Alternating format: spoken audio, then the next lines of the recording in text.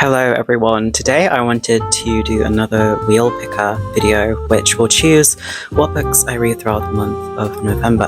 I'm currently just about to finish rereading Rebecca. I don't really know where I want to go next. I've just spent a whole month reading only horror or thriller books and I don't feel burnt out at all by the horror, I'm not gonna lie, but I do feel like I need to get back onto my wider TBR list and try and get through maybe some of the books that I'm a bit more intimidated by or would not likely pick up immediately if I were to look at my bookshelf right now. So I thought we would do a spin again live on camera and I will talk through some of the books. Because I read only horror in October, I hid all of the rest of the books on my TBR wheel that were not related to that genre. They're all back on there now. We're sat at a solid 41 because I've only gone and bought more books again. I went to a book event. I went and saw Bora Chung and Susan Barker talk about their new books and I went and bought 2 Bora Chung books because I was there and I wanted to get something signed. I've been meaning to buy and read Red Sword by Bora Chung for a while. I've heard it's an amazing book. When I was there, I was thinking I might as well get Bora Chung's new book as well, The Midnight Timetable. So those have been added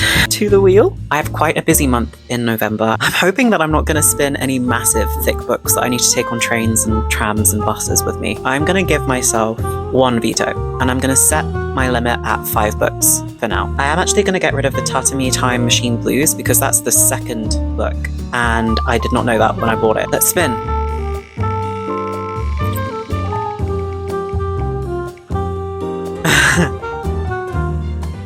Okay, that is the new Bora Chung book that I was just talking about. I'm very happy. You can see how happy I am. Like, yay, more horror. It's just me trying to get away from reading only what I want to read, but I'm not mad about it. All right.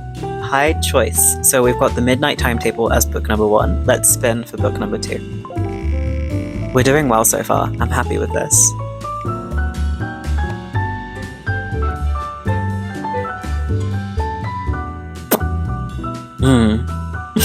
So looking back, I'm not really sure why I actually didn't include the 120 Days of Sodom on my Halloween October spooky reading list because it is horrific. Oh god, I guess I have to. I'm not going to veto this because I am morbidly curious. God. Alright, book number 3. Depressed November, here we come.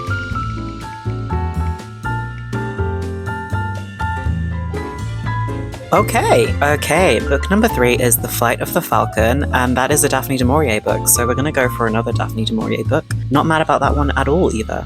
Book number 4.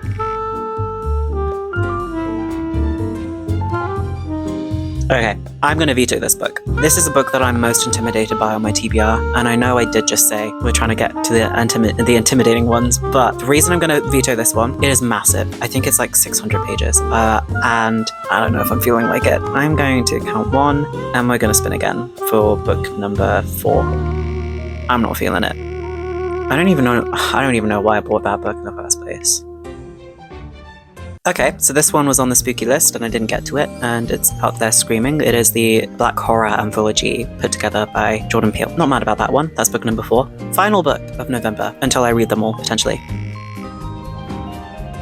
Okay, that is Time Shelter by, I've forgotten his name, the Bulgarian guy. Both of his names begin with G. I'm gonna go pick those books up, and I'm gonna show you the one that I vetoed as well. Alright, let's talk through these books. But first, I want to talk about the book I vetoed. Is way longer. That's way longer than 600 pages. Oh, no, I was right. This is around 600 pages. That is a chunky 600 pages. So this book is Mary Ann Sate Imbecile by Alice Jolly, and it's a Rathbones Folio Prize of 2019. I think I picked this up because I think I saw the author Alice Jolly speak in person. She's potentially an alumni of the university I went to, because I definitely went to my uni to see her speak. I think I just picked up the book on a whim. I was kind of like, they were selling them at the front, and I was like, yeah, why not? In this fictional found memoir, novelist Alice Jolly uses the astonishing voice of Mary Ann to give joyful, poetic voice to the silenced women of the past. See, okay, this actually does sound interesting now I read the blurb. And it's a massive book, but having just looked through it, if I show you the form, it is not what I thought it would be. I don't think I've ever opened this book before. You see that? Actually, I might be able to get through this quite quickly. I'm trying to figure out whether I reverse my veto and get rid of one of these books. No, you know what? I think, actually, I am more scared of reading the 120 Days of Sodom than I am reading this beast. So, we're vetoing this. We're gonna go for the one that scares me more. So, we have Time Shelter by Gorgi Gospodin. Gospodinov.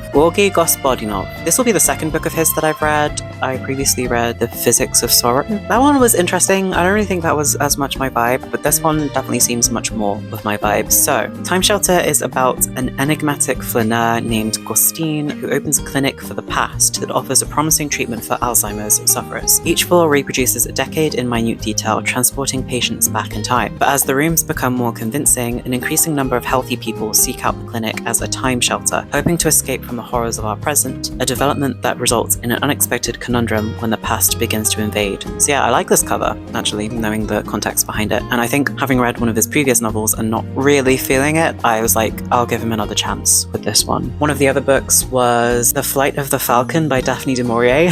The copy I have is insane. Very much a vintage copy. It's got like, I don't know if this used to be a library book. Still got the price tag on it. I got this for a stunning 50p. Yeah, it's probably pretty stinky.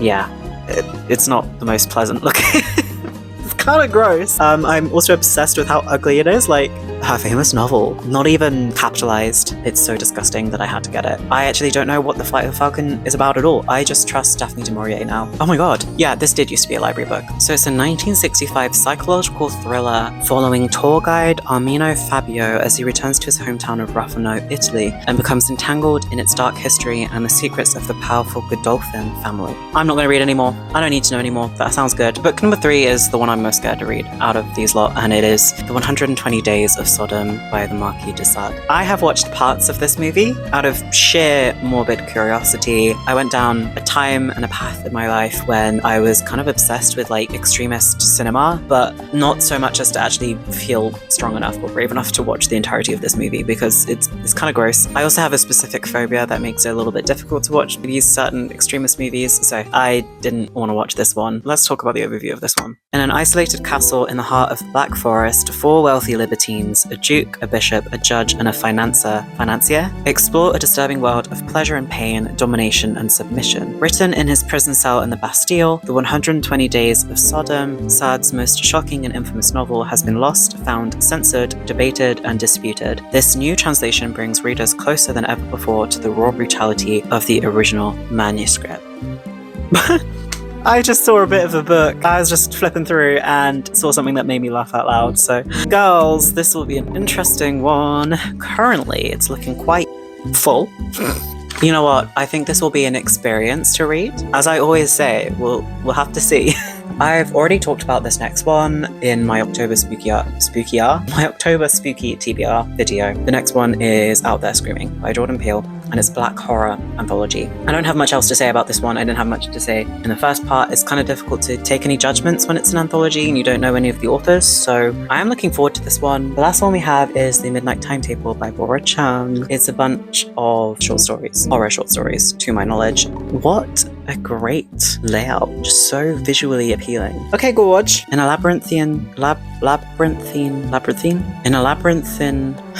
don't know how to say any of these words. In a research facility where those who open the wrong door might find it's disappeared behind them, or that the echoing footsteps they're running from are their own, an unnamed protagonist begins their night shift under the watchful eye of the building's enigmatic senior guard. I have only actually read Cursed Bunny by Bora Chung, but I've been very interested in most of her books since reading that. So it does look like potentially they are different stories, but from the blurb it sounds like we have a continuous protagonist.